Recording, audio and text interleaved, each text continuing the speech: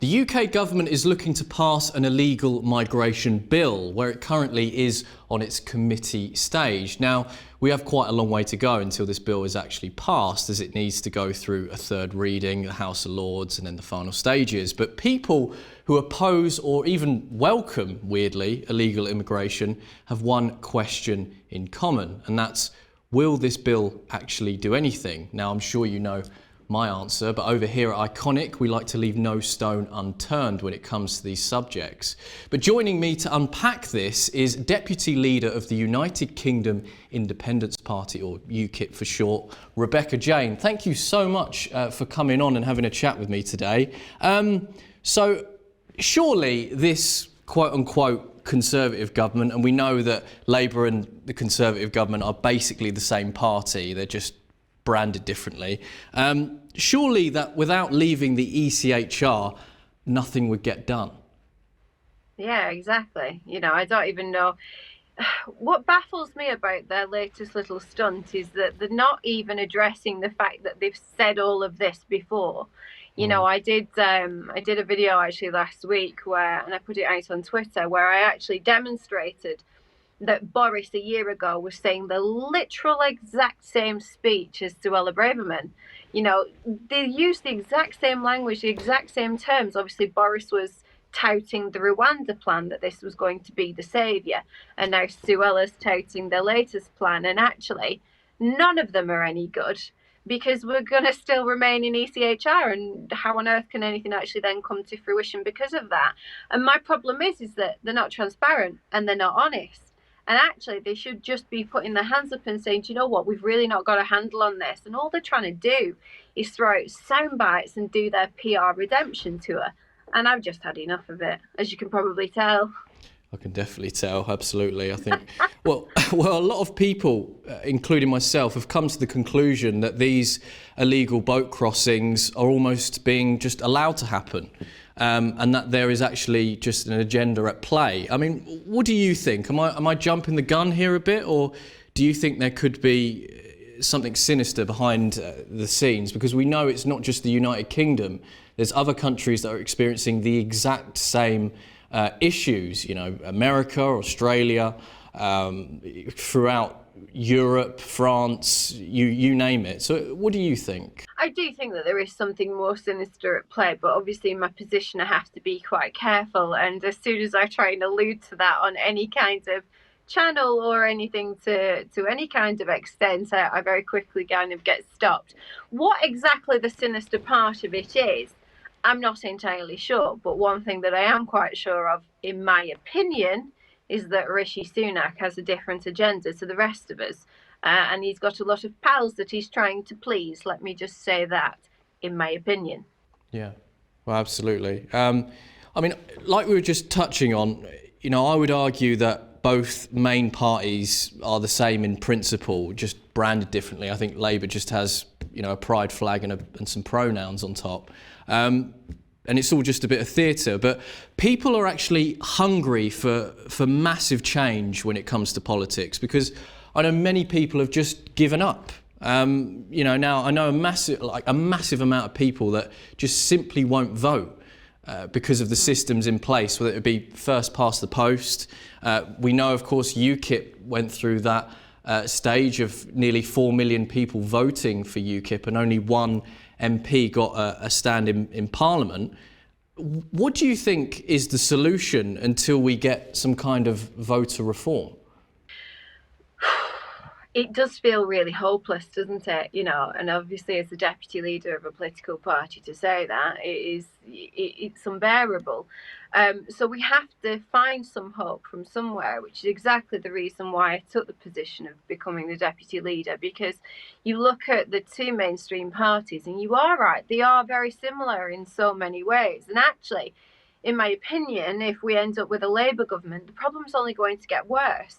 And for me, the Conservatives are only trying to tout this little narrative that they're doing because they know that Labour's stance on immigration is even worse than their own.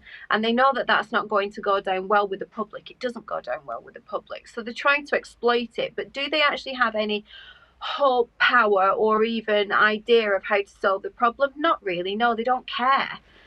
That's just my thoughts at least. So what we have to do is we have to keep on saying the hard stuff. And if there's one thing that UKIP's not afraid to do, it's tackle those tough conversations, the tough subjects. You know, I talk about immigration a lot. I get called racist probably 30,000 times every single day. It's absolutely ludicrous. It's nothing to do with that. It's just about me being a concerned parent and somebody who's concerned for our British citizens. So what we have to do is we have to take a strong, tough stance, speak when we can, be vocal even when our voice shakes and we doubt what we're even saying. And then actually, you know, we have to vote for alternatives, because this problem's never going to be solved by the mainstream parties. Yeah, I mean, just to echo, I think a lot of people, do feel disenfranchised with voting, you know, considering the systems that are in place. But let's say, hypothetically, UKIP, they do extremely well. What would UKIP bring to the table in order to stop all of this illegal migration crossings happen? Like, what would be the solution? Exactly. So first of all, we would do whatever it takes to come out of ECHR, and there's a lot of other actually international implications and legislation that actually stop us from really trying to tackle this problem properly. Obviously, I am going to direct people to our website and to our manifesto, because if there's one thing that we have got, it's a very clear and tough stance in our manifesto, and it literally details and outlines the plans, unlike some parties. So that's probably our first thing. One of my biggest issues with the immigration problem is people getting to shore. So we need to stop that straight away. And our plan to do that is that we wouldn't let people get to shore. We would be converting shipping containers into very humane resources and keeping people offshore, and we wouldn't let them get there. And in my personal opinion, giving any more money to France is probably one of the most ludicrous things I've heard in a very long time. So we won't be doing that either. We've got a plan to do with border guards, actually, and to not demote border force, but actually make them more about administration and what they should be doing. So there's lots of different plans, and also the student visas and things like that. We would actually be only allocating student visas if those positions cannot be filled with people, obviously, who are from the United Kingdom. So we do have quite a few different plans that are quite tougher. But if there's one thing that's the biggest barrier in all of this, it's ECHR. You came onto the scene from obviously you joined UKIP as a deputy leader, and then I remember your tweet where you called for the smaller parties to unite because of this system that we have in place, first past the post. I mean, how is that going? Is to be totally blunt. Yeah, of course. I still very much echo that. So we've been working pretty hard behind the scenes, and obviously, as I'm sure that you can imagine, it's quite a complex task to try and get those parties to even have conversations, let alone actually make it happen. So we have got a plan, we have got a structure. It has gone to the Electoral Commission. We've had a slight administration issue with it, so it has come back to us, and we've now rectified it, and it's going back through that process. In terms of the actual conversations with other parties, you may or may not have seen, but I did completely rule reform out of the process, and that it was a difficult decision, but it was absolutely the right one, because of a few things that they've said of late, but mainly because they have absolutely no interest in amalgamating with anybody, and they think that they can win this entirely by themselves, which is egotistical and ludicrous. But yes, the conversations with other parties continue. We have made quite some headway, but I'm not allowed to say exactly with whom right now. But I'm very hopeful. You know, we had a conference a couple of weeks ago that was very low key, and quite a few individuals were invited to it to come under this plan that we have, and it looks good. I'm excited for it, but as always, it's a little bit complex, and it's the bane of my life, really. Yeah, I can imagine.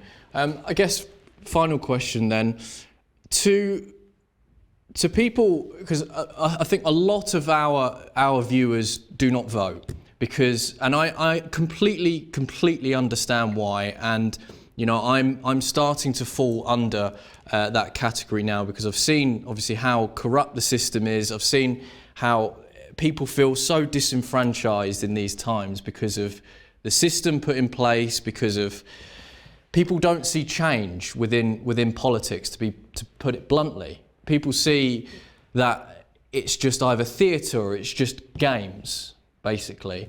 What do you say to the people out there that do feel disenfranchised and that things cannot change on a political level and it's down to other means? I get it.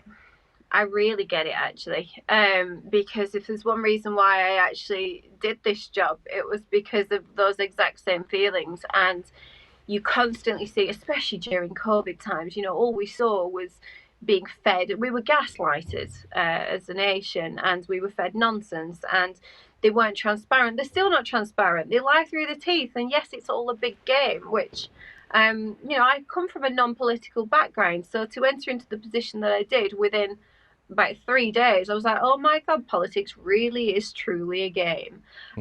So if there's one thing that I would say to a person who is reluctant to vote because of that, I'll say it very straightly. I'm not a politician, as much as my CV tries to say that these days. I'm not. I am somebody like yourself who is just purely transparent. I'm incredibly honest. And we have to start trying to restore politics back to what it means. And if we don't vote and we don't do something about it and we don't step up to a plate, what happens then? They're going to win.